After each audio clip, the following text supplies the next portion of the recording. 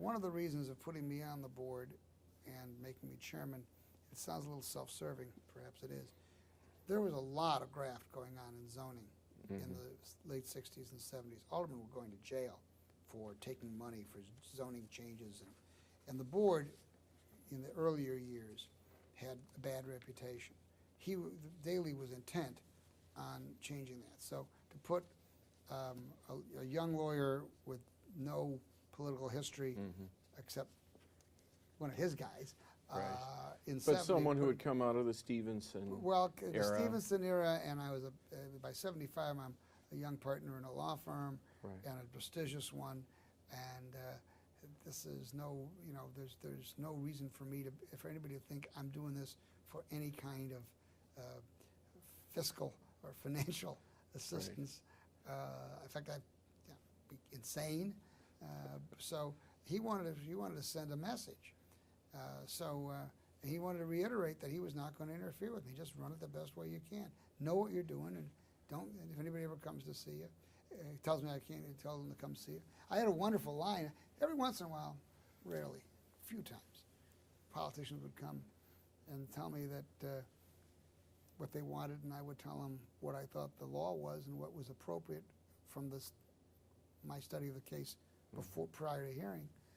And then they would say, if they didn't like what I had to say, and they sometimes didn't, then I'm going to go to the mayor. And my answer is, let's both go. No one ever took me up on it. Let's both go. Because I knew he'd back me up. All he wanted from me was run it straight. Interesting. He was hugely supportive. Interesting.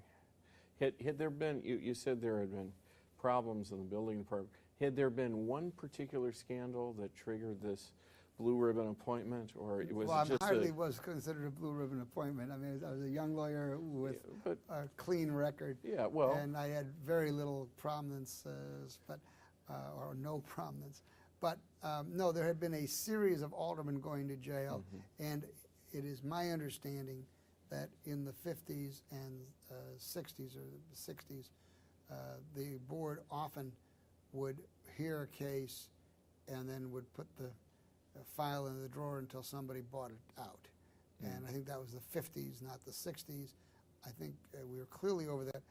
My immediate predecessor was Morgan Finley, who later on got in trouble on other things. But his predecessor was Harry Chaddock, who certainly wasn't going to be accused of any graft. And Harry was also put in even before, this is now maybe 7, 8 years before me, to run a clean ship. But there were still aldermen going to jail. Yeah. And aldermen went to jail on zoning afterwards and still are en route today. Right. Well, let's talk about the Zoning Board of Appeals. What's its function? Zoning Board of Appeals actually has 3 areas of jurisdiction. They all relate to the zoning ordinance and the opportunity that a petitioner has to cause the strict language of the code to have some flexibility. An appeal to the Zoning Board of Appeals is actually a legal question. They don't come up all that often. It's really to analyze what the law is, given the facts, and to come to a determination whether something should be allowed or not allowed, given an interpretation of the code. And it's an appeal from what From the body? decision of a city employee known as the zoning administrator, which is the first line. Every case, every building permit, first desk it goes to is the zoning desk. And somebody makes a determination whether this ought to be permitted or not. And there are sometimes legal questions that come out of the history of the site or periodically out of the interpretation of the code. And one appeal from the zoning administrator is called the appeal. The second area of jurisdiction is what we call a variation. A variation, there are a laundry list, but a definitive stated list of opportunities for one to go and prove up to this panel, the Zoning Board of Appeals, that in this circumstance, without having a deleterious effect on other property, an adjustment from the precise language of the code is appropriate. And that's a variation. And there are a limited number of those. They're clearly stated, and there are standards, and the standards really go to, they're not done to just enhance the value, and particularly that they do not cause any detrimental effect to other property. The third type of case before the Zoning Board of Appeals is what we call a special use. In every zoning district, there are permitted uses and special uses. Permitted uses are if you meet the four corners of the code, if you have the right number of square feet, if you have the right number of parking spaces, loading spaces, setbacks, you go in and just get a building permit because you have a permitted use. There are other uses that the City Council have felt are akin to but different enough from that which is permitted that they ought to have a separate review. And they, again, there's a series of standards that are applied, and it's those cases where the government has felt that it is sufficiently different from the norm. For instance, a group home in a residential neighborhood, it's still residential, but it's not traditional residential. How does it fit in to the residential zone? A church on a business street. That's the kind of things that is called a special use. And once, there's some other things that are special uses just because they're oddball uses, even in industrial zones or commercial zones. So those are the three areas of jurisdiction, more than you probably ever wanted to know. So those who made filings in the Zoning Board of Appeals, how many of them got what they wanted from the board? First of all, it's relatively predictable. These are ma and pa cases. Right. These are not the bet your fortune, your developer's fortune.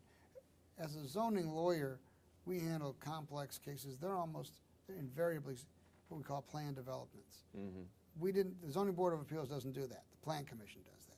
So these were mundane, very important to the owner of a piece of property, often a homeowner, small business owner, very important to that person, important to the community that surrounds it. There almost never were downtown cases. But, given the standards and given there's a resolution issued on each one, you don't have to be a mental giant. Otherwise, I wouldn't be practicing this business. You don't have to be a mental giant to know if you've got a shot at this or not. Right. So a very significant number, a vast majority were successful because people don't waste their time. Right. So what would happen during a typical meeting? When would you call it to order? How long were you in session on a given day? Well, what would happen? The Zoning Board of Appeals has always met on the third Friday of every month, has a 9 o'clock call and a 2 o'clock call. We always used to run the special uses first because they were complex and you wanted to get them out of the way. And we'd run the variations of the appeals pretty much in the afternoon so that the larger number of cases, people wouldn't have to wait for. Special uses are much more complicated to prove up. Right. Invariably need a lawyer, invariably need witnesses, experts. So that's how we would run it. We would hear, I would guess on an average of about 35 cases a month, but some would only take a few minutes and some would take more time.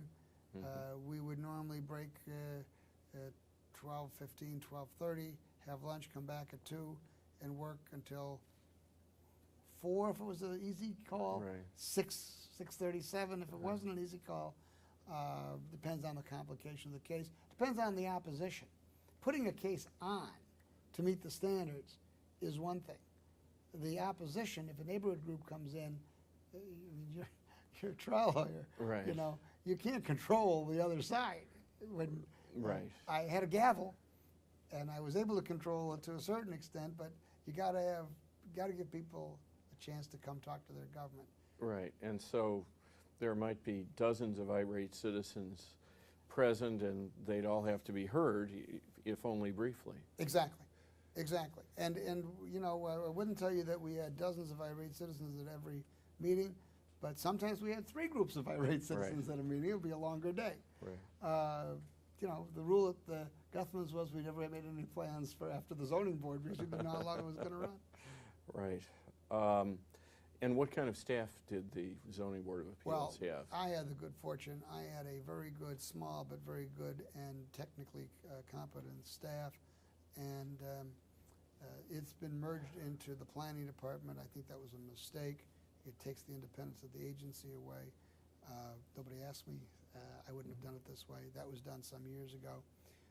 I should comment on that in terms of Mayor Daley, though. You know how it was in those days. I remember I was chairman from 75 to 87, and people would get jobs by having a letter from an elected official or from the committeeman. I had technical jobs. I had a couple of times I had positions to fill. It was made clear to me by Tom Donovan, always, who was the chief of staff until Belandic was out, and then don't think I had to fill anything under Jane or under Harold. It was made clear to me, you hire who you need to fill your technical needs. We're not going to stick somebody into your staff just because we're going to want to put a body there. Now, it was a very small staff. It meant nothing to the patronage system to give me the people I needed. And I had a certain amount of respect in the mayor's office. And they knew I was trying to run the thing right, and I needed technically competent people. But still, that was an unusual arrangement. I'm told. Yeah. Now, you indicated that Mayor Daley did not exert influence in particular cases. Were there meetings with him about how is it going in general, or whether the zoning code should be revised, you know, policy, that sort of thing? Several answers to that. He spoke to me about, in my years with him, which was only a couple of years, spoke to me twice. And once I called him. Once he called me because somebody who knew well was concerned about the way we were dealing with with landfills on the south side. And this fellow wanted to do something. He didn't want a landfill at a certain location. And Daley called me about it, and I went and I explained the case to him. And he said, well, it's not the way that I knew the man, and our mutual friend describes it. He said, I'll tell you what we're going to do. He said, I'm really not focused on this use at all. He hadn't even thought about landfills. This is early. So he said, we'll go, Case Bureau will call you, we'll go and we'll take a ride sometime. Let's just go out and look at it. I'd like to learn more about this. So then one Monday morning I get a call, and it's Kay, and she says, the mayor wants to talk to you. He said, Jack, I hope you don't mind. He was apologetic. I was on the way back from Indiana, Michigan, wherever the Long Beach is, Grand Beach. He said, and I realized I was right near there, so I went out there. He said, Jack, this guy's out of his mind. What you guys, what he's asking, and the way that you described it to me, you go ahead and just, you're absolutely right. He was, first of all, was a pretty good friend of his, and he was getting totally different vibes than from me. So he went to look at it, and he called me up. He said, you don't have to come in. Just do what you have to do.